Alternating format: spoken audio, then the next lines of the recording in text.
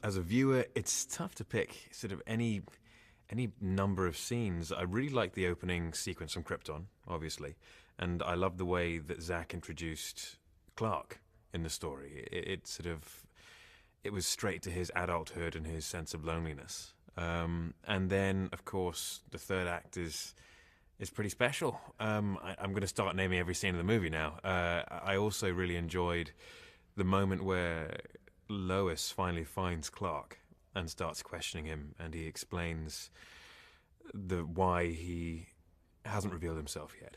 And it then goes on to tell the story of his father's death. And so, though, again, that's a large number of scenes I just mentioned, but I enjoyed all of them, and I think they were perfectly placed throughout the movie.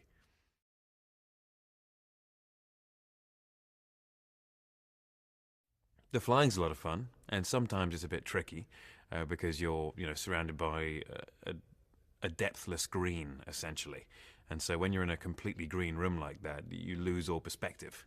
And if you're just in a green room without any props or any sort of set pieces to interact with, it can start to play with your head a little bit.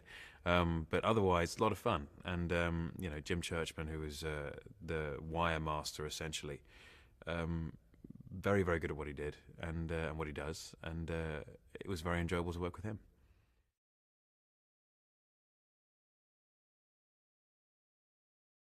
Amy, as a person and an actress, was wonderful to work with.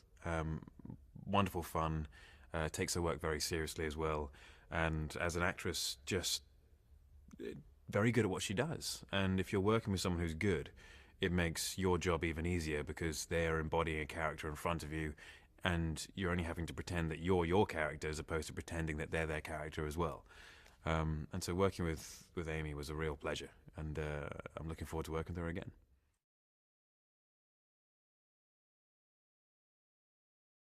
Very much so a fan of the comics. As a boy, I didn't get the opportunity to read the comic books that much. Being in boarding school, didn't have easy access to the comic book stores or anything. But as soon as I got the job, I did really delve deeply into as much of the lore as I possibly could in the short period of time that I had, and found out that I really, really love reading the books. And to answer your question, I would say my favorite villain, it's I would Doomsday, because of the spectacular storyline that follows. That was one of the first books I read,